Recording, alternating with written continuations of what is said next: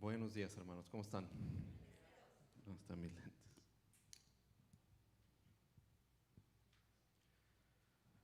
Pues vamos a orar.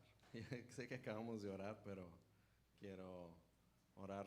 Quiero dirigirles en oración también yo y que me escuchen orar, porque pues quiero que sepan que es el Señor el que les habla, así como yo quiero estar seguro también que es el Señor el que nos habla. Amén. Vamos a orar. Padre, te damos gracias porque tú has preparado una palabra para cada uno de nosotros hoy. Te pedimos que podamos estar atentos a tu voz, que no haya ningún obstáculo, Señor, de mi parte como el mensajero, ni de cada persona que está escuchando. Quita cualquier preocupación, cualquier distracción, y pone en nosotros la fe como de un niño, Señor, que le habla a su papá, para poner atención, Señor, y retener y practicar todo lo que nos enseñas. En el nombre de Jesús. Amén. Amén. Muy bien. Pues vamos a abrir nuestras Biblias en Primera de Samuel, primer libro de Samuel, que es en el Antiguo Testamento, después de los primeros 5 libros, luego Josué, Jueces, Ruth, Primera de Samuel. Y ya cuando estén ahí dicen amén. Amén. Muy bien. Y vamos a leer el primer capítulo de Primera de Samuel. Ok, muy bien. Dice la palabra de Dios: hubo un varón de Ramataim de Sofim, del monte de Efraín, que se llamaba Elcana, hijo de Jeroam, hijo de Eliú, hijo de Tohu, hijo de Suf, efrateo. Y tenía él 2 mujeres, el nombre de una era Ana y el de la otra Penina. Y Penina tenía hijos, mas Ana no los tenía. Y todos los años aquel varón subía de su ciudad para adorar y para ofrecer sacrificios a Jehová de los ejércitos en Silo, donde estaban 2 hijos de Elí, Ofni y Fines, sacerdotes de Jehová. Y cuando llegaba el día en que Elcana ofrecía sacrificio, daba a Penina su mujer y a todos sus hijos y a todas sus hijas, a cada uno su parte. Pero a Ana daba una parte escogida, porque amaba a Ana, aunque Jehová no le había concedido tener hijos. Y su rival, o sea Penina, la irritaba, enojándola y entristeciéndola, porque Jehová no le había concedido tener hijos. Así hacía cada año. Cuando subía a la casa de Jehová, la irritaba así, por lo cual Ana lloraba y no comía.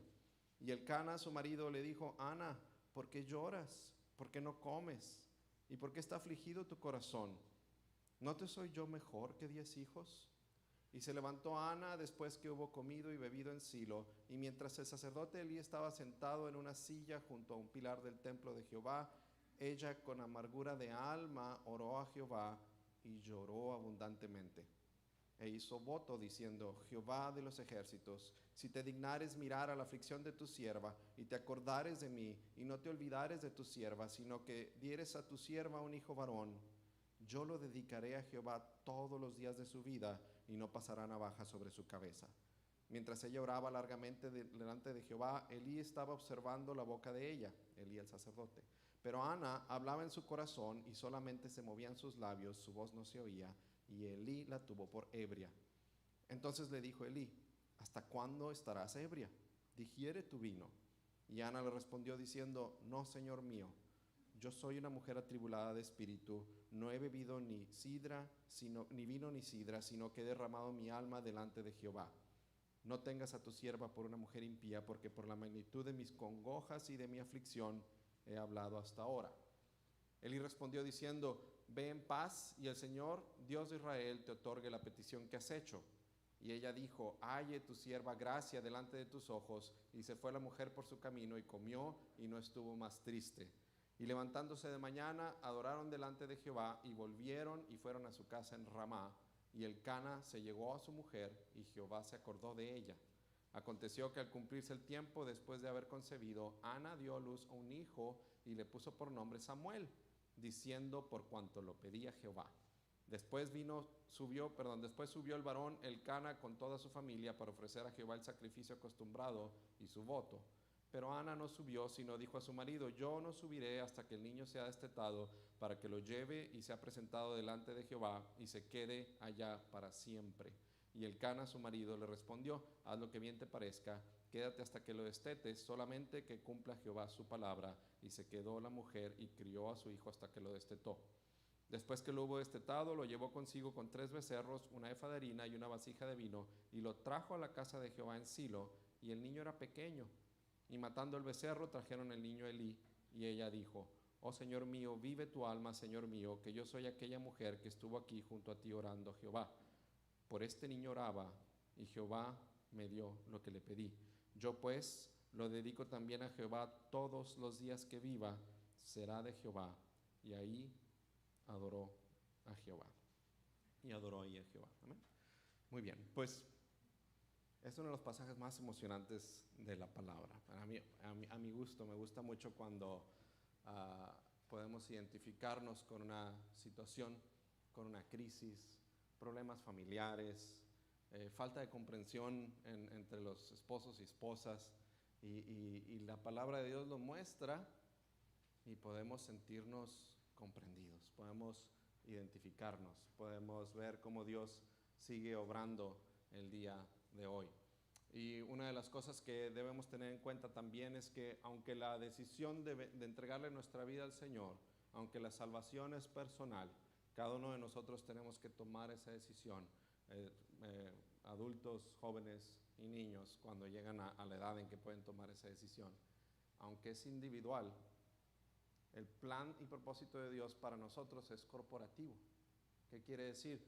Usted como padre, usted como madre de familia, sus hijos, ustedes como hijos, tienen que tomar la decisión y entregarle su vida al Señor Jesús, hacerlo como su Señor y Salvador, para que todo esto que vamos a ver hoy esté disponible para usted, para que todas estas promesas, toda esta bendición, la salvación de nuestro Dios a través de Cristo Jesús tenga usted derecho a ella. Pero Dios no está nada más interesado en usted. Dios está interesado en toda su familia. Dios no está nada más interesado en el pastor. Dios está interesado en toda la congregación. Ahorita decía el pastor, animemos a otros para que llenemos todas estas bancas, y es parte de tener una visión corporativa. El mundo es diferente, por eso tenemos que hacer este énfasis y aprender a pensar corporativamente en el Señor. El mundo es, bueno, yo hago lo mío y los demás es asunto de ellos, ¿verdad? Yo cumplo y si alguien más no cumple, pues allá ellos, ¿verdad? Y hasta ahí vamos más allá y hay competencia. Bueno, pues mejor ni digo porque así me toca más a mí, ¿sí? Y tratamos de competir. Pero en el Señor es corporativo. Vamos a darle cuentas al Señor por los que están alrededor de nosotros, empezando por nuestra familia y por las personas que están en la congregación. Entonces, cuando la nube en el desierto se movía o la columna de fuego se movía, todos se levantaban y la seguían. Entonces el Señor quiere llevarnos a todos juntos como familia en su propósito y en su plan, y tenemos que tener esa visión, ver más allá de mi comodidad y mis intereses. Y vamos a hablar un poco a través de esta palabra del comienzo de la vida de Samuel, por eso está en 1 Samuel 1:1, pero quiero que nos enfoquemos en Ana, en su mamá, y en lo que está sucediendo en la vida de esta mujer. Y el título de este mensaje es: no hay refugio como el Dios nuestro. Esa es una frase que ella dice en el capítulo 2, en el versículo 1, ella hace un canto de alabanza, un cántico de alabanza, de gratitud por lo que el Señor cumplió. Y una de las cosas que ella dice es: no hay refugio como el Dios nuestro. Amén. Muy bien, pues esta historia sucede, quiero darle el contexto, sucede después, justo al final del periodo de los jueces, ¿sí? Y antes de que empiece el periodo de los reyes. De hecho, al profeta Samuel, este niño que está naciendo en este capítulo que leímos, que está naciendo, le toca ungir a los 2 primeros reyes de Israel, a Saúl y a David. Y ese es el contexto. Leímos 1 Samuel 1:1 y yo le decía que quiero que nos enfoquemos en los problemas de Ana, primeramente, en la vida de Ana, primero en sus problemas. Y el problema número uno, ahora hay muy poquitos que sabemos sobre de Ana. La Biblia habla de Ana en el capítulo 1, un poquito en el capítulo 2 y ya. Pero a mí me gusta cómo la Biblia en muy poquito espacio pone mucha información. Y ahorita le voy a dar un ejemplo. Pero lo que sí sabemos de ella, otra cosa que le quiero comentar, nunca debemos sacar conclusiones de lo que la Biblia no dice. ¿Sí? Aunque si no está claro en la Biblia, no podemos sacar conclusiones. Se vale usar la imaginación y decir, yo me imagino, a lo mejor pasó, pero es mi interpretación, es mi imaginación. Nuestras decisiones en la palabra deben de estar basadas en lo que la Biblia dice claramente. ¿Okay? De hecho, muchas de las veces que hay discusiones y desacuerdos es en temas que la Biblia no explica claramente. Por eso en esos temas es mejor no fijarse en una posición muy firme, porque luego hay muchas discusiones. Hay que reconocer que en ese tema el Señor decidió no revelar claramente las cosas y nos enfocamos en las que están bien clarito reveladas y podemos estar en unidad y acuerdo. Entonces, el primer problema de Ana es que era estéril. Ahora, el día de hoy, pues es realmente un problema para una mujer ser estéril. En el tiempo de Ana lo era más, y es lo que le quiero explicar. En el tiempo de Ana, en la sociedad que ella vivió, en la cultura que ella vivió, primeramente ser estéril se consideraba una maldición, ¿sí? Porque una de las bendiciones que Dios declara sobre Israel si le obedecen es que iban a ser fructíferos. Una de las bendiciones que Dios le da a Adán y Eva desde el principio es crezcan y multiplíquense. Entonces en el pueblo de Dios las mujeres estériles se les tenían el estigma, se les veía como que estaban bajo maldición, no podían cumplir lo que Dios había pedido, no podían ser fructíferas, no podían tener descendencia. Otra cosa, además del estigma, además de ser visto como que hay algo mal en ti y estar considerado bajo maldición, es que pues no tenían descendencia. Eso es igual el día de hoy, ¿verdad? El día de hoy una familia que no puede tener hijos, pues no puede tener descendencia, pueden adoptar. Otro problema dentro del problema de Ana de ser estéril es que no tenía herencia. Ahora, esto era un problema grave y grande en el pueblo de Israel, porque las propiedades, los terrenos, las casas, las propiedades pasaban de padre a hijo por el varón. Si usted recuerda la historia de Ruth, en la historia de Ruth, la suegra de Ruth, Noemí, muere su esposo y mueren sus 2 hijos. Y ella le dice a sus nueras, regresen a casa de sus papás, porque yo no tengo nada que darles. Ya las propiedades eran de mi marido o hubieran pasado a mis hijos. Soy una viuda desamparada. Por eso también la Biblia hace mucho énfasis en ayudar a las viudas, porque las viudas no nada más estaban solas, de que no tenían esposo y más si no tenían hijos varones, además estaban desamparadas, no tenían sustento.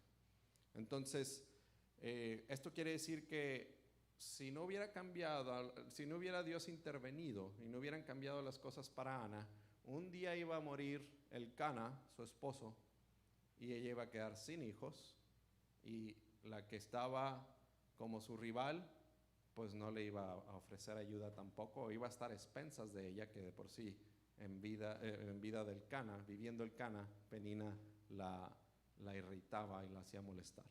Entonces, esos eran los problemas de Ana, ¿sí? Eran necesidades válidas, eran necesidades no resueltas. Ahora, muchas veces las crisis en el Señor, nosotros no somos definidos por las crisis, sino cómo resolvemos las crisis, cómo reaccionamos ante las crisis. Porque Dios de antemano nos ha dicho que en este mundo vamos a tener aflicción, ¿sí? Pero también dice, pero confiad, yo he vencido al mundo. Entonces, es si yo me acojo bajo la promesa de que el Señor ha vencido y puedo vivir en su victoria, o si voy a ser derribado por las crisis. Pero vamos a ver qué hizo Ana. Ese era su problema, era que era estéril. Otro problema era que pues tenía una rival, ¿sí? En el tiempo en que vivió Ana era social y culturalmente aceptado tener más de una esposa, entonces no había ningún problema aquí con que Elcana tenía 2 esposas. una era Ana y otra era Penina.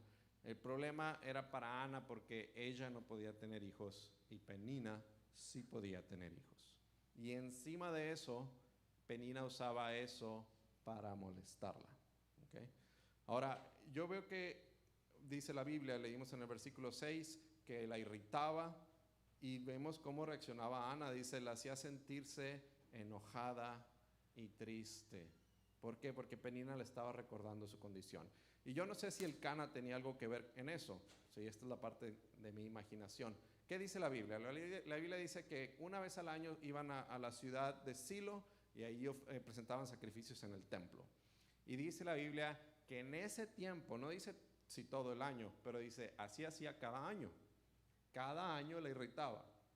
¿Sí? Entonces, es como que en ese tiempo en el que estaban en el templo, en ese tiempo en que el Cana ofrecía sacrificios, en ese tiempo en que el Cana del sacrificio tomaba para darle a sus hijos alimento y escogía lo mejor para Ana, en ese tiempo Penina la molestaba, la irritaba. Y dice la Biblia claramente, porque no podía tener hijos. Entonces eso dice la Biblia. Yo imagino con esa información que Penina le decía, uy, sí, a ti siempre te da lo mejor el Cana, pero tú no puedes darle hijos, pero tú no tienes hijos. Con algo te lo tiene que compensar. Yo no sé, esa es mi imaginación, ¿verdad?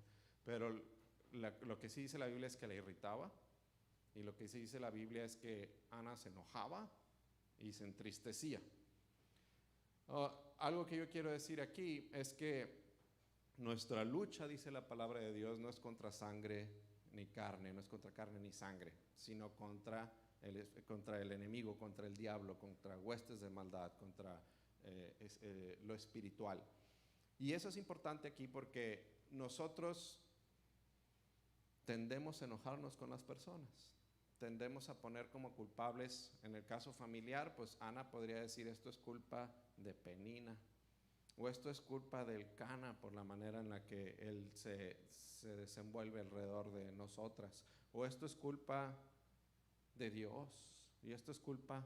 Y tenemos que siempre ver que el que es nuestro enemigo es el diablo. La palabra de Dios dice que nuestro enemigo, el diablo, anda como león rugiente buscando a quien devorar. La palabra de Dios dice que es el diablo el padre de las mentiras, que es el diablo el que viene a robar, matar y destruir. Y por supuesto va a usar herramientas, va a usar personas, va a usar a veces a gente cercana a nosotros, puede usar a gente que amamos, como nuestro cónyuge, nuestros hijos, va a usar circunstancias, va a usar necesidades, ¿sí? Pero nuestra lucha no es contra ellos. Eso es importante, ¿sí? Porque si no es una estrategia del diablo, además del problema, ponernos en contra de las personas que más cerca están de nosotros y que podrían en un momento dado ayudarnos, ¿sí? Y vamos a echarle la culpa a ellos y vamos a creer que si no fuera por ellos. Y eso nos distrae de lo que hizo Ana. Ana no se fue contra Penina, Ana no se fue contra el Cana, Ana fue delante del Señor. ¿Okay? Vamos a hablar de eso. Lo que vemos es que otro problema de Ana, además de la esterilidad, que ya era bastante, era su rival. Y su rival pues era Penina, pero sabemos que es el diablo el que estaba tratando de evitar. Y esa es la palabra clave. Es el enemigo el que está tratando de evitar algo. Está tratando de evitar que usted y yo alcancemos el propósito para el que Dios nos ha creado y nos ha salvado, nos ha hecho suyos. Es el diablo el que está tratando de evitar que nosotros avancemos, que crezcamos, que tomemos lo que es nuestro por derecho como hijos de Dios. Él sabe que Él no puede quitárnoslo, pero puede hacer que nosotros solitos nos descalifiquemos, ¿sí? Él sabe que Él no nos puede arrancar de las manos del Señor, nada nos puede alejar del amor de Dios en Cristo Jesús, dice la palabra de Dios.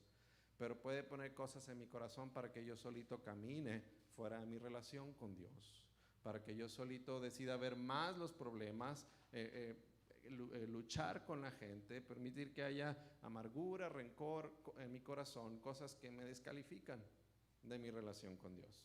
Entonces es una lucha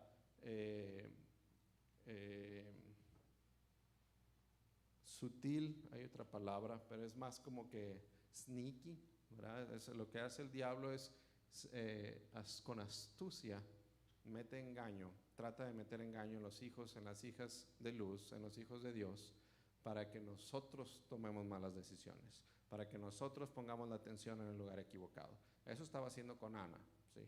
Ahora, otra cosa, dentro de los problemas de Ana yo puse su marido. No le iba tan mal, pero había ahí algunos problemas que yo veo. Yo pienso que las mujeres pueden entender esto más fácil, las esposas más fácil que los esposos. Los esposos a veces no entendemos. Pero yo lo veo en los versículos 5 y 9. Déjame se los leo otra vez. El versículo 5 y 9 de 1 Samuel 1 dice, pero a Ana, hablando del Cana, su esposo, a Ana daba una parte escogida, porque amaba a Ana, aunque Jehová no le había concedido tener hijos, y su rival la irritaba, enojándola y entristeciéndola, porque Jehová no le había concedido tener hijos. Quiero leer hasta el 8. Así hacía cada año, cuando subía a la casa de Jehová, la irritaba así, por lo cual Ana lloraba y no comía. Y el Cana, su marido, le dijo, Ana, ¿por qué lloras? ¿Por qué no comes? ¿Por qué está afligido tu corazón? ¿No te soy yo mejor que 10 hijos? Yo pienso que yo no soy el único esposo que en algún momento ha pensado, yo no sé por qué no está contenta mi esposa, ¿sí? Después de todo lo que hago, ¿sí? Yo no sé qué más le falta. Y cómo no se fija en esto que sí, en vez de en lo que no. Lo que sí tenemos, lo que no tenemos. Yo no sé si Elí se sentía así, yo no sé si era con una mala actitud o si nada más era que a veces no las comprendemos, hermanos. Pero Elí no la comprendía. Elí decía, no entiendo por qué lloras, yo sé que no tienes hijos, pero me tienes a mí. Y yo soy mejor que 10 hijos. Y Ana debe haber estado diciendo, este cuate no entiende. No entiende cómo me siento. Entonces, no entiende. El que se haga la pregunta me revela que no tiene idea de qué hay en mi corazón en esto, de lo mucho que me pesa, de lo mucho que es un problema para mí ser estéril. Y el estigma, y la falta de sustento, y la falta de no poder tener herederos. ¿Sí? Pero no se daba cuenta. Ahora, Elí la amaba, dice la palabra de Dios que Elí la amaba y la prefería. Perdón, el Cana, gracias. El Cana, Elí era el sacerdote. El Cana la amaba, el Cana la prefería. Entonces, no es que no la amara, es que no la comprendía. Y eso también puede ser un problema. Ese también era un problema para Ana. Porque vemos que ella se levanta, el Cana le pide que vaya, que come Ana. Y la palabra de Dios continúa diciendo que Ana fue y comió ahí en Silo. Y que luego se levantó y se fue al templo a orar. Y iba sola, ¿verdad? Ella fue sola a orar. Entonces el Cana la amaba, pero como muchos maridos a veces nos falta realmente comprender, ¿sí? Me falta a veces comprender a mí también. Y necesitamos que Dios nos dé revelación y nos haga sensibles. Entonces el Cana no entendía a Ana. Ana lloraba, Ana estaba sola. Otro problema de Ana es que pues ya había llegado a ser depresión. La Biblia no usa esa palabra, no dice que Ana estaba deprimida, pero cuando está ahí llorando, dice que está con amargura en su corazón, ¿sí? Amargura es cuando ha habido un problema no resuelto. En este caso decíamos una necesidad que ella tenía profunda, no resuelta por mucho tiempo, y puede empezar a formarse amargura en nuestro corazón. Y la amargura afecta a las relaciones, afecta nuestra relación con Dios. Pues es que ¿dónde está el Señor? ¿Por qué el Señor parece que responde sus promesas a todos menos a mí? ¿Y por qué mi marido no me entiende? ¿Y por qué tengo que aguantar a Penina? Eso es mi imaginación, pero lo que sí vemos es que había amargura en el corazón de Ana y estaba sola.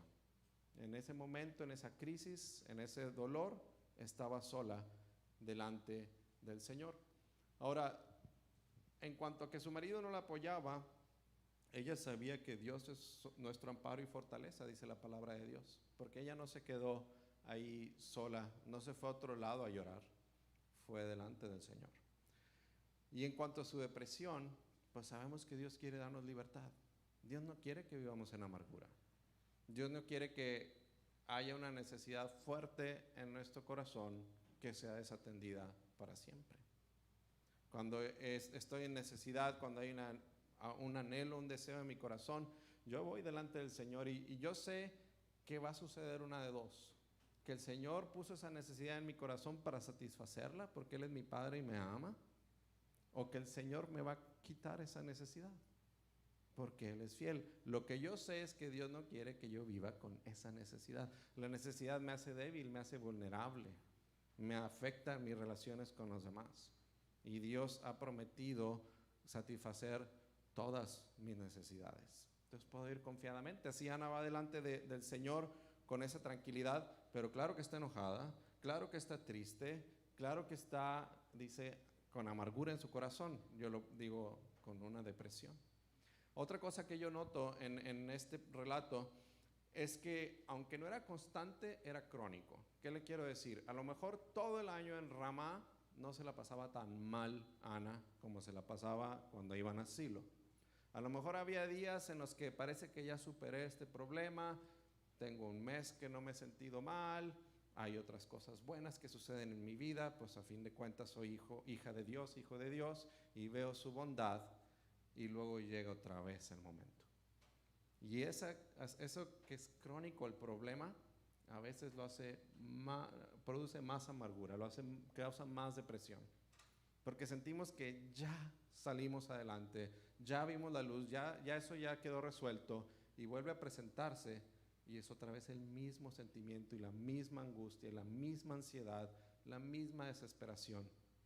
Y eso pasaba en Ana cada año. La Biblia hace énfasis en eso al principio del versículo 7, así hacía cada año.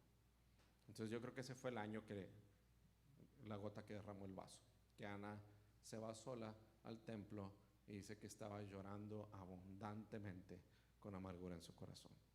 ¿Qué estaría diciendo Ana? Ya estoy harta, ya no puedo, yo no sé, pero me imagino. Entonces, esos son los problemas de Ana. Vamos a ver cuál fue su oración.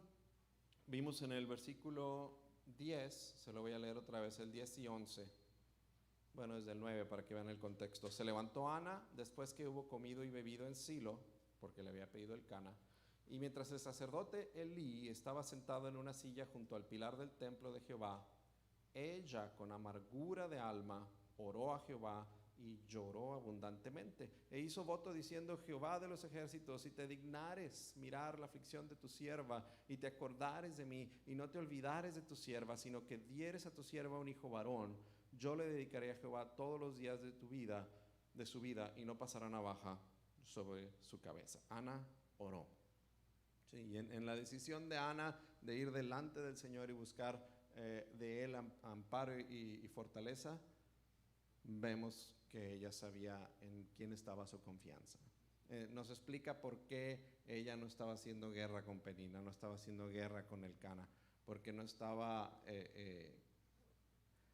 dejándose distraer por eso.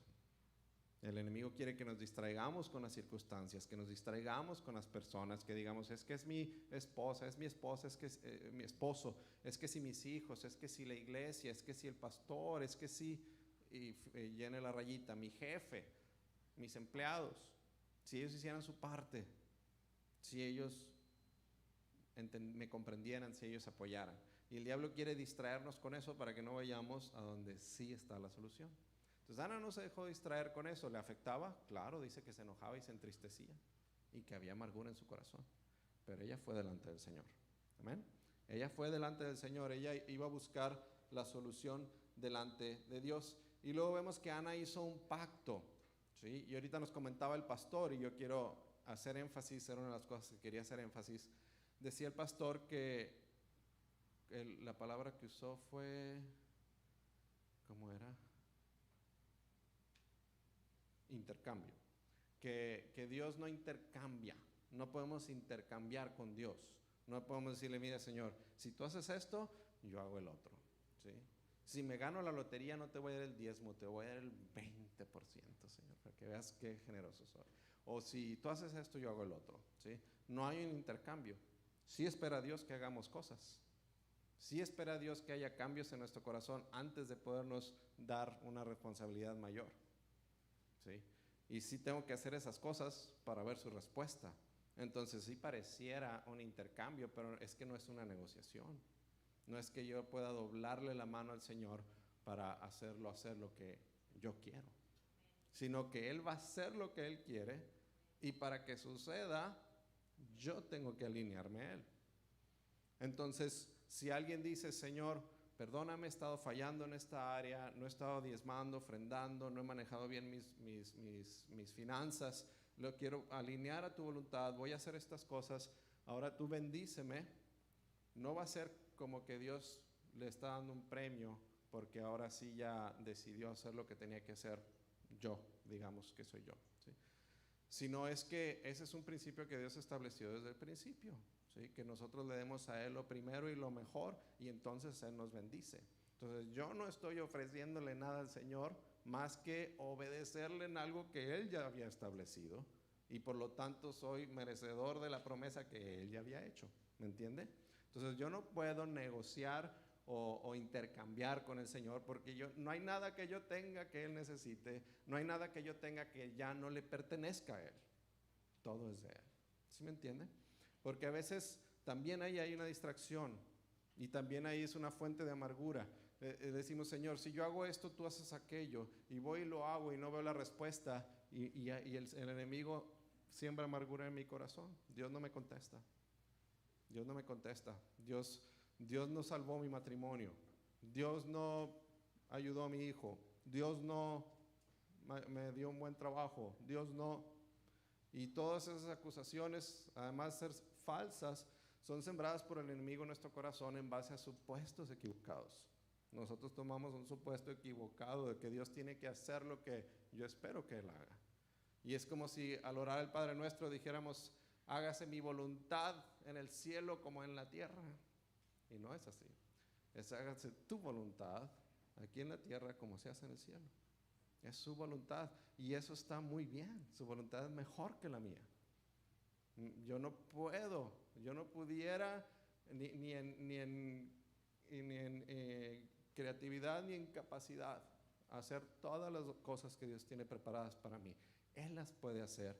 Y cuando yo descubro que lo que yo tenía planeado es diferente que lo que Dios tenía planeado, puedo hacer bolita lo que yo tenía planeado y tenerlo por basura, como decía Pablo, porque sé que lo que Él tiene planeado es mucho mejor. Amén.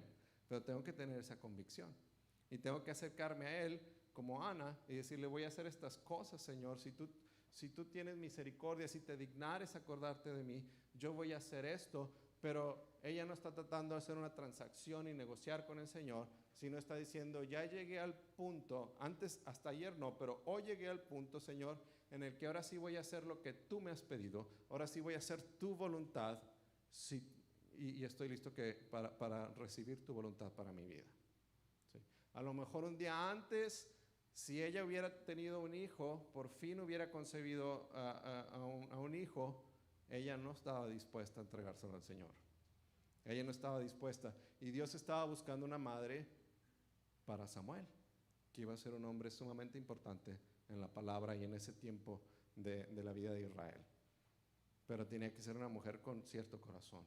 Tenía que ser una mujer con ciertos atributos. Tenía que estar lista, tenía que estar dispuesta. Y ninguno de nosotros nacemos con esa cualidad de estar listos y dispuestos para hacer lo que Dios quiere. No hay uno, dice la Biblia, no hay quien haga lo bueno, no hay quien busque a Dios. ¿Cómo nos lleva Dios de la condición en la que venimos a este mundo a la condición en la que nos puede usar? Pues a través de peninas, a través de problemas, a través de crisis, a través de dificultades, a través de imposibilidades, de carencias, en las que yo tengo una crisis, y cómo reaccione a esa crisis me define a mí, define mi relación con Dios y mi actitud hacia Dios. Ese día Ana llegó al límite y tomó la decisión correcta. Dijo, Señor, esta es mi necesidad, es una necesidad tremenda, no puedo vivir con esta necesidad, y ahora estoy dispuesto a hacer tu voluntad. Si tú satisfaces esta necesidad, y yo creo que ella sabía que lo haría porque Dios satisface nuestras necesidades, por eso vino a Él. Si tú satisfaces esta necesidad, yo voy a hacer todo lo que pides de mí. Y ella sabía lo que pedía de él. Le dice, yo voy a, versículo 11 al final dice, si dieres a tu sierva un hijo varón, bien específica, un varón, yo le dedicaré a Jehová todos los días de su vida y no pasará navaja sobre su cabeza. Y si me adelanto al último versículo que leímos, el último versículo del capítulo 1, ella va con el niño, dice que era un niño chiquito, y se lo da al sacerdote y le dice, yo pues lo dedico también a Jehová todos los días que viva, será de Jehová. Y adoró ahí a Jehová. Entonces no era una transacción, no era un intercambio. En realidad Dios quiere que usted y yo, y todas las mujeres en la generación de Ana, y todas las mujeres todos los padres y madres, hagamos eso. Que le digamos, Señor, yo aquí, muchas gracias por mi hijo, muchas gracias por mi hija, yo lo dedico a ti, que te sirva todos los días. Y a lo mejor dirían, bueno, pues eso es fácil, pero irlo a dejar a otra ciudad, a que lo críe alguien más, eso no es tan fácil. ¿A qué estamos dispuestos? A lo mejor el Señor no nos va a pedir a ninguno de nosotros que traigamos el hijo, que le llevemos el hijo a otro lugar. Pero así los debemos de ver como que son de Él. Así debemos de ver, habérselos entregado para que cuando vienen los problemas, cuando vienen enfermedades en nuestros hijos, cuando vienen crisis, cuando llegan a la adolescencia, cuando no quieren obedecer, cuando no se acuerdan de papá o mamá, nosotros podamos responder sabiendo que es que no son míos. Yo tengo una responsabilidad delante de Dios de ser el mejor papá que pueda para cada uno de mis 4 hijos, pero son del Señor, son de Él. Y mi anhelo es que les sirvan. Más que ninguna otra cosa, quiero que vayan a la universidad, quiero que sean obedientes, quiero que traten bien a su mamá, que me escuchen cuando les doy consejo, todas esas cosas las quiero, pero lo que más quiero es que conozcan a Dios, que le amen y que le sirvan. Eso es lo mejor que les puede pasar. Y por lo tanto eso queremos para nuestros hijos. Muy bien, entonces eso es lo que hizo Ana. Les decía, ¿cuál fue la oración de Ana? Ana oró, derramó su corazón delante del Señor y quería compartir 2 salmos con usted. Vamos al Salmo 34 y de ahí vamos a pasar al Salmo 51. Un versículo en cada uno. Salmo 34, 18. Dice la palabra de Dios, Salmo 34, 18. Cercano está Jehová a los quebrantados de corazón y salva a los contritos de espíritu. Cercano está Jehová a los quebrantados de corazón y salva a los contritos de espíritu, dice el Salmo 34, 18. Y si vamos al Salmo 51, 17, dice la palabra de Dios, Salmo 51, 17. Los sacrificios de Dios, lo que le podemos ofrecer al Señor en sacrificio, son el espíritu quebrantado, al corazón contrito y humillado, no despreciarás tú, oh Dios. Yo me he dado cuenta que a veces eso es lo que me ha faltado. Sí le pido al Señor, sí busco su dirección, sí quiero, pero no he sido humillado. No voy con espíritu humilde, no voy diciéndole, Señor, pero yo no sé si esto es lo que tú quieres, yo no sé si esto es lo mejor, yo no sé si esto es el momento, entonces que se haga tu voluntad, no la mía. En medio de un problema, yo quiero salir del problema, pero a veces me ha faltado decirle, Señor, a lo mejor no se ha cumplido el propósito para el que vino esta crisis en mi vida. Y yo quiero que se cumpla. ¿Por qué? Porque yo no quiero volver a enfrentar una crisis igual. ¿Sí? Cuando nuestro hijo estaba en cuidados intensivos, eso en la conversación entre mi esposa y yo decíamos, Dios nos ama, Dios ama a Luis Daniel, Él tiene un propósito. ¿Sí? Y tratas de recordarte la palabra para convencerte, ¿verdad? Tratas de obtener fuerzas en medio del problema de lo que Dios ha dicho. Entonces, le digo, la verdadera tragedia sería que todo este dolor, el dolor que está experimentando nuestro hijo, el dolor que estamos experimentando tú y yo, fuera en balde. No puede ser así. Vamos a preguntarle al Señor, ¿qué estás haciendo? Ayúdanos a entenderlo, ayúdanos a hacer nuestra parte, ayúdanos a hacer los cambios que haya que hacer, ayúdanos a tener la actitud correcta a través de esta crisis, en vez de nada más decir, Señor, nada más sácame de aquí. ¿Sí? Pero uno requiere humildad, uno requiere decir, no yo, sino tú, Señor. Y esos son los cambios que el Señor quiere producir a través de las crisis, a través de los problemas. No tienen que ser en balde. Pueden ser en balde si yo no cambié. Pero muchas veces para poder que sea prueba superada y pasar a lo siguiente que el Señor está haciendo en mi vida, yo tengo que ceder. Tengo que llegar al momento de Ana, y Ana fueron años, sí, pero al final llegó, al momento en que llegó con una actitud humilde a decirle al Señor, yo voy a hacer lo que tú quieras hacer. Yo estoy, haz tu voluntad, ayúdame y yo estoy dispuesto a que sea tu voluntad y no la mía. Me pregunto a veces si Dios ya le había mostrado a Ana, si Dios ya le había dicho, si tuvieras un hijo me lo darías, y si Ana tenía duda en su corazón. Esa es mi imaginación. Pero ha pasado momentos en mi vida personal como hijo de Dios en los que yo no le quiero dar al Señor lo que me pide, yo no quiero hacer los cambios que Él me pide, y hay lucha, y hay crisis, y en medio de la crisis hay petición en mi corazón, pero lo que no ha habido es humillarme y decir, Señor, ya no voy a luchar más, haz tu voluntad. Y entonces, por más absurdo que parezca, me parece a mí mismo, descubro que lo que Dios quería era mejor que lo que yo quería, pero hasta que me humillo. Dios estaba buscando, le decía, una mujer para que fuera la madre de Samuel. Y en este contexto, si nosotros aprendemos a reaccionar correctamente, las crisis se vuelven oportunidades. Las crisis se vuelven oportunidades. Ciertamente por eso las permite el Señor, porque quiere enseñarnos algo nuevo, porque quiere llevarnos a un mejor lugar, porque quiere cumplir el siguiente paso en su propósito.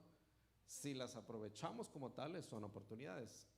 También puede ser donde muere nuestra fe, si nos resistimos y decimos, yo no voy a hacer aquello, yo no voy a ceder. Entonces ahí vamos a estar detenidos como los israelitas en el desierto. Lo que nos define no es el problema, les decía hace un momento, sino cómo reaccionamos al problema. Esto es como hijos de Dios. Muy bien, entonces vimos cuál era el problema de Ana, vimos cuál fue su reacción, fue delante del Señor y se humilló. Y quiero que veamos también cómo era la adoración de Ana, porque en la adoración vemos la calidad de su relación con Dios. ¿Quién era Dios para Ana? ¿Sí? Porque no es nada más la desesperación a la que llegan hasta los que no conocen a Dios, ¿verdad? Hasta los que no conocen a Dios en medio de una crisis van a decir, Dios, ayúdame, por si acaso, ¿verdad? Por si acaso hay Dios. Pero ella tenía una relación con Dios. Entonces su adoración era personal, su adoración era real. Una de las, donde lo veo, déjenme leer el versículo 18 y 19 otra vez, capítulo 1, Samuel, primera de Samuel 1, 18 y 19. Pero ella está hablando aquí con el sacerdote Elí y le dice, ella dijo, halle tu sierva gracia delante de tus ojos. Y luego dice, se fue la mujer por su camino, comió y no estuvo más triste. Yo en eso veo confianza en Dios. ¿Sí? Cuando estamos en medio de una dificultad, en medio de una crisis, vamos delante del Señor, nos humillamos delante de Él y levantarnos y estar tranquilos. Levantarnos y no estar más tristes. Todavía no tenía el hijo. Todavía no quedaba embarazada, todavía no cambiaba Penina, todavía no la comprendía su esposo. Hasta donde ella sabía, no se había arreglado ninguno de sus problemas. Pero se levantó y no estaba más triste. ¿Por qué? Porque confiaba en Dios. Sabía delante de quién había estado. Dice el versículo 19, levantándose de mañana, adoraron delante de Jehová. Y volvieron y fueron a su casa en Ramá, y Elcana se llegó a su mujer, y Jehová se acordó de ella. ¿Okay? Entonces, la adoración de Ana era personal. Ella conocía a Dios, después de derramarse delante de Él, de humillarse delante de Él, podía quedarse en paz. Podía quedarse en paz. También veo que ella mantenía una buena relación con los demás, mantenía una buena relación con Elcana. Qué importante tener una relación con su esposo para que se cumpliera el plan, si no, ¿cómo le iba a hacer? ¿Verdad? Pero Elcana la amaba. Yo no sé cómo sería su relación con Penina. Yo pienso que ella también procuraba tener una buena relación con Penina, la otra esposa de Elcana. La Biblia no dice que ella se enojaba, no dice cómo lo expresaba. Pero yo pienso que al menos el trato de Penina hacia ella ya no le robaba la paz. Y es una de las cosas que ella dice en su canto, ahorita les voy a decir. Pero yo no puedo cambiar las personas que están alrededor de mí, que me afligen, que me atacan, que me ofenden. No puedo cambiarlos, Puedo ser un factor de cambio, pero ellos deciden si cambian y puede que no cambien. Pero cuando Dios me cambia a mí, cuando Dios me da la confianza y la seguridad, cuando Dios me hace ver, tú eres mi hijo, tú eres mi hija, yo te amo, yo estoy contigo, yo tengo un plan, como que lo demás no importa. Ya no importa lo que haga mi jefe, ya no importa lo que haga mi esposa, mis hijos, no que hicieran algo malo, pero que no hicieran lo que yo antes quería. Ya no importa que las cosas no salgan como siempre como yo quisiera, porque yo no tengo el control. Dios tiene el control y Dios me ama, me ha dicho que me ama y está conmigo. Estoy bien, ya no pueden seguir haciendo las mismas cosas. Ya no, mi reacción ya no es como si yo dependiera de que ellos cambiaran, porque ese es nuestro enojo, esa es nuestra desesperación, tristeza, frustración contra los demás, es por lo que ellos hacen o no hacen, yo estoy así. Y es una mentira que el diablo nos vende. Cuando el Señor nos dice, no, nada más depende de mí, humíllate delante de mí, yo te voy a exaltar a su debido tiempo. Entonces, ¿qué importa lo que hagan los demás? Importa lo que haga yo delante del Señor. Me humillo delante de Él y me levanto y ya no estoy preocupado, ya estoy en paz. Aunque nada haya cambiado aparentemente aún de mis circunstancias y las personas alrededor de mí. Nuestra mejor adoración empieza con nuestra confianza y con nuestra obediencia diaria, ¿sí? No es cuando estamos aquí, de estar aquí los domingos o en las reuniones los viernes y cerrar los ojos y levantar las manos y dejarnos ser dirigidos en alabanza y en adoración. Eso es alabanza y adoración, pero no nada más eso es alabanza y adoración. De hecho, esa alabanza y adoración empieza entre semana, cuando no estoy aquí, cuando estoy en problemas, cuando los niños no hacen caso, cuando no hay dinero en el banco, cuando hay crisis, cuando se me cierran en la carretera, cuando mi jefe no me reconoce, cuando estoy en medio de esos problemas y yo decido poner mi confianza en el Señor y esperar quieto delante de Él y decirle, no son esas circunstancias, eres tú el que está a cargo, yo confío en ti, ahí empieza mi adoración, ahí empieza mi alabanza, confiando en Él, obedeciéndole. Vengo aquí y pues es un deleite, porque ahorita, al menos este ratito no tengo que pensar en aquello. Aquí sí puedo completamente adorarle, pero empezó entre semana. En las crisis y en las luchas diarias, esa es nuestra mejor adoración. Y como Ana, aún antes de recibir la respuesta a nuestras oraciones, porque le estamos diciéndole al Señor, le estamos diciendo con hechos lo que le estamos diciendo con palabras, ¿sí? Tú eres mi Dios, tú eres mi Señor, yo confío en ti. Las letras de los cantos lo dicen, pero ¿lo demuestro? Ana lo estaba demostrando. Ella se fue tranquila, aun cuando sus circunstancias aparentemente todavía no cambiaban. Y vamos a terminar con ¿qué hizo Ana? ¿Sí? O sea, ¿cuáles fueron específicamente qué cosas vemos que hacía Ana? ¿Cuáles eran sus acciones? Porque eso está en el ámbito de lo que usted y yo podemos hacer. Hay cosas que no podemos hacer. Ana no podía cambiar su matriz para que no fuera estéril. Ana no podía cambiar a Penina para que fuera una buena, como no hay palabra en español para eso, coesposa. Ana no podría cambiar a su esposo para que la comprendiera más. Ana no podía hacer eso, pero había cosas que sí podía hacer. Y esa es otra trampa del enemigo, nos hace que nos enfoquemos en lo que no podemos cambiar. Y vivimos enojados y frustrados y desesperados. Pero hay un montón de cosas que sí podemos hacer, junto con las que no podemos hacer. Entonces, ahora hay cosas que yo le voy a decir que Ana hacía, que se las digo para que vea que Ana era como usted y como yo, ¿sí? No era algo que le ayudaba o que no le ayudaba, era simplemente algo que hacía. Ana se enojaba, ¿sí? Es algo que ella hacía. ¿Usted se enoja alguna vez? ¿Hay alguien aquí que nunca se enoje? Para que nos dé un seminario. Ahora, hay de enojos a enojos, ¿verdad? La palabra de Dios dice, no vamos a ir ahí, se lo voy a decir la cita, en Efesios 4, 26 y 27, dice, airaos, pero no pequéis, enójense, pero no pequen, y que no se ponga el sol sobre vuestro enojo, o sea, resuelvan ese enojo en el mismo día, porque tiende a hacerse más fuerte, y cuando pasa varios días se convierte en otra cosa, se convierte en amargura y falta de perdón, pero si lo podemos resolver el mismo día. Y ahí en Efesios 4, 26, 27 que les decía la cita, también dice que no demos lugar al diablo, ¿sí? Y yo me enojo y no lo resuelvo y va creciendo, le estoy abriendo la puerta al diablo para que entre con muchas cosas más que nada más ese primer enojo. ¿Okay? Entonces, Ana se enojaba. Eso es algo que Ana hacía. Ana se entristecía. Somos humanos. Jesús lloró cuando llegó a la tumba de Lázaro y vio a toda la gente conmovida. Jesús se conmovió y lloró. ¿Sí? Jesús se enojó.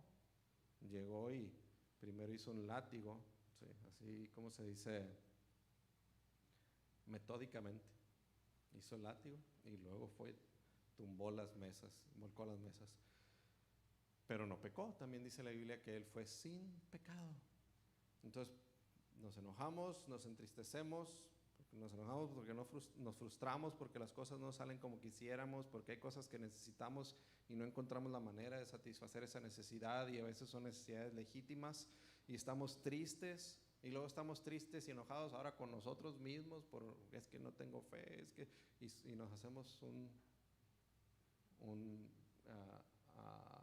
nudo de emociones. Y así es, somos humanos, así es. ¿Cuál es el problema? El problema es cuando yo no lo controlo, como dice aquí, no lo resuelvo el mismo día, no termino de estar enojado y sigo adelante, o si no puedo, lo llevo delante de Dios como Ana, y entonces el Señor me da paz, me levanto y sigo adelante, ¿sí? Cuando empiezo a actuar negativamente en vez a ese enojo, a esa tristeza, ese es el problema. Pero sentir la emoción, el problema es cuando el enemigo viene y me dice, mira, estás enojado, no eres hijo de Dios. Uy, mira, estás triste, no tienes suficiente fe. Eso no es cierto.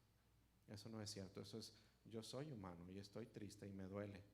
Pero yo sé, como dijo Job, que mi Redentor vive y en su tiempo me levantará. ¿Sí? Y así es. ¿Qué otra cosa hizo Ana? Ana no reaccionó en contra de su marido o de su rival. La Biblia no lo dice explícitamente, pero vemos por la manera en la que progresan las cosas que no estaba la relación con el Cana al punto en el que ella estuviera reaccionando negativamente contra él. Y probablemente también le hubiera afectado en su relación con el Cana, con su esposo, si ella tuviera una mala relación con la otra esposa de su esposo. Entonces Ana no hizo eso, sino no la agarró contra la gente o contra las circunstancias o contra ella misma. Ana lo que hizo, otra acción, llevó su aflicción al Señor. Llevó su aflicción al Señor. Sabía dónde ir a llorar y hacer, como dice ahí, con amargura en su corazón y con abundantes lágrimas, decía, ¿verdad? Lloró abundantemente. Lloró abundantemente. Ella sabía hacer eso, eso lo hizo muy bien. Otra cosa que hizo Ana, no lo leí, se lo voy a leer porque está en el capítulo 2. Pero en el capítulo 2, versículo 19, vemos que Ana siguió siendo una buena mamá de Samuel. Versículo 18, capítulo 2. El joven Samuel ministraba en la presencia de Jehová vestido de un efod de lino, y le hacía a su madre una túnica pequeña y se la traía cada año, cuando subía con su marido para ofrecer el sacrificio acostumbrado. Y Elí bendijo el Cana. Bueno, esto es el siguiente punto que le quería decir. Todas estas cosas hizo Ana, y Dios la bendijo y le dio más de lo que ella pidió. Fíjese los dos versículos siguientes, 2:20 y 2:21. Elí el sacerdote bendijo al Cana y a su mujer, diciendo: Jehová te dé hijos de esta mujer, en lugar del que pidió Jehová, en lugar de Samuel. Y se volvieron a su casa, y visitó Jehová a Ana, y ella concibió y dio a luz 3 hijos y 2 hijas. Y el joven Samuel crecía delante de Jehová. La familia de Samuel era como le digo, en mi casa somos 4 hombres y 2 mujeres. Igual era en casa de Samuel. Pero entonces vemos, por eso le decía que aquí hay una palabra que me llamó la atención. Dice Elí, en lugar del que pidió a Jehová. ¿Sí? En lugar de que pidió a Jehová, ella pidió un hijo al Señor y se lo dio al Señor. Y yo pienso que eso se originó en el corazón del Señor. Y que por eso Ana tenía que llegar al punto en el que pudiera ser buena mamá. Yo veo, buena esposa, yo veo ese patrón. El Señor no nada más quiere satisfacer nuestras necesidades, no nada más quiere darnos lo que Él ya sabe que necesitamos, quiere prepararnos para recibirlo, quiere que lo usemos bien, quiere que nosotros crezcamos. No es satisfacer mi necesidad, es perfeccionarme a mí para que yo pase una eternidad con Él. Y a veces nos enfocamos mucho en eso que yo quiero, y no se trata de eso. Se trata de Él, lo que Él quiere hacer, lo que Él quiere hacer en mí para que yo pueda estar con Él, para que yo pueda cumplir su propósito y su voluntad. Muy bien, ahora sí terminamos, pero quiero hacer nada más mencionar algunas de las cosas que Ana responde. Le decía que el capítulo 2 comienza con la Reina Valera dice el cántico de Ana. Sí, había otra versión que decía el canto de alabanza de Ana. Algo diferente. Bueno, pero esto es, yo no sé en qué momento Ana hace este canto, no sé si después de que nació Samuel, no sé si después de que lo dejó en el templo, no sé si cuando ya tenía los 6 hijos, pero en algún momento Ana adora al Señor así. Nomás le voy a leer el primer versículo. Y Ana oró y dijo: mi corazón se regocija en Jehová, mi poder se exalta en Jehová, mi boca se ensanchó sobre mis enemigos, por cuanto me alegré en tu salvación. Yo estaba leyendo en otras versiones qué quería decir cuando Ana dice mi boca se ensanchó sobre mis enemigos. Y una versión decía que se burló de sus enemigos. Otra versión dice, la que más me gustó, tuve respuesta para mis enemigos. ¿Sí? Ya lo que ellos me dicen no me afecta, ya lo que ellos dicen no tiene poder sobre mí. Ya no me enojo, ya no me dan coraje, ya no me da ansiedad, y tengo una respuesta para ellos. ¿Sí? No es lo que ustedes pensaban de mí. Como José le dijo a sus hermanos, ustedes planearon mal para mi vida, pero Dios lo convirtió en bien para mí, para ustedes. José tenía respuesta para sus enemigos. Dios le dio respuesta. Entonces, esa es otra enseñanza que quiero que reciba, quiere el Señor que reciba hoy usted y yo. Que el resultado de acudir al Señor en medio de una crisis, cuando estamos en una crisis, cuando estamos en una dificultad y buscamos del Señor salvación, no vamos a otro lado, no culpamos a nadie más, no decimos es que todo es por culpa de aquel, si aquel cambiara, si el otro, sino vamos delante del Señor. Hay 3 cosas que Ana dice: Dios me dio gozo, Dios me dio poder y Dios me dio una respuesta para mis enemigos. ¿Qué tanto no necesitamos eso, especialmente en una crisis? Estoy en una crisis, pero tengo el gozo del Señor, porque Él sé que Él me ha escuchado. Tengo el poder que necesito para resistir esta prueba y tengo respuesta para mis enemigos. Ya no importa lo que hagan, yo estoy confiado en Él. Amén. Vamos a ponernos de pie y vamos a terminar con una oración. Ahora usted, si conoce bien la Biblia, pues sabe que Ana vivió muchos años antes, como 1150 años estaba leyendo antes de Jesús, antes de Cristo. Entonces, Ana podía acercarse a Dios, Ana podía orar y podía recibir respuesta porque ella era de Israel, era hija del pueblo de Dios. Al principio, cuando dice que el Cana era efrateo, eso quiere decir que era de Belén, Belén de Efrata. Al principio ahora se llamaba Efrata, luego cambió a Belén el nombre. Entonces Ana era israelita, Ana era del pueblo de Dios, por eso ella podía acercarse a Dios. Usted y yo a lo mejor no tenemos sangre judía en nosotros, a lo mejor sí, en Monterrey hay muchos judíos. Pero ya no es por nuestra sangre, ya no es por nuestro linaje aquí en la tierra que podemos acercarnos al Señor confiadamente, sino ahora es a través de Cristo Jesús, a través de lo que Jesús hizo en la cruz por mí. Él pagó porque yo tuviera el derecho de venir delante de Dios Padre. Ya no con mis méritos, que no los hay, ya no con mis maldades que son abundantes, sino vestido de Él, dice la palabra de Dios, en vestidos de Él. Es por lo que Él hizo. Y yo lo que hago es rendir mi voluntad, yo lo acepto, digo, Señor, dame tu salvación, sé mi Salvador, pero primero sé mi Señor y Salvador. Ya no es mi voluntad sino la tuya. y tenemos entrada y podemos orar como Ana, podemos venir en medio de una crisis y derramarnos delante del Señor y saber que nos escucha y nos atiende y nos levantamos y nos vamos en paz. Todo a través de Cristo, todo a través de Cristo Jesús. Pero hagámoslos con esa confianza. Creámosle al Señor, creámosle a su palabra, no a los problemas, no a las circunstancias, no a lo que otros han dicho de nosotros o continúan diciendo de nosotros, a lo que el Señor Jesús hizo en la cruz, el derecho que nos dio. A través de Cristo Jesús podemos hacerlo. Amén. Vamos a orar. Padre, te damos gracias por tu presencia en nuestras vidas.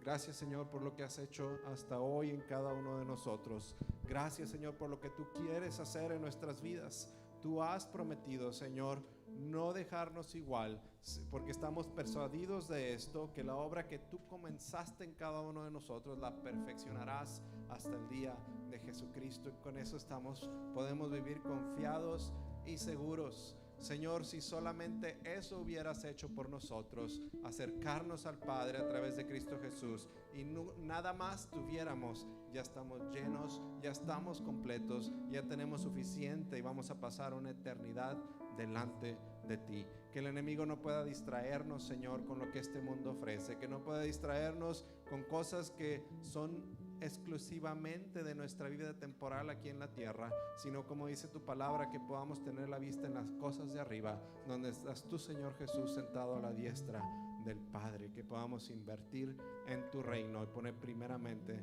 tu reino, sabiendo, Señor, que cuando hacemos eso, tú añades todas las demás cosas. Te damos a ti toda la gloria. Si hay alguien aquí que no está seguro de su relación con Cristo Jesús, le animo a que repita esta oración conmigo, pero que la haga de corazón.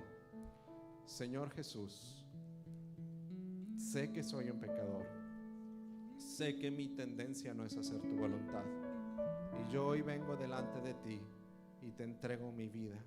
No hay nada que yo pueda hacer para mejorarla, no hay nada que yo pueda hacer para ponerme en buenas cuentas contigo, así es que ya no lo voy a intentar.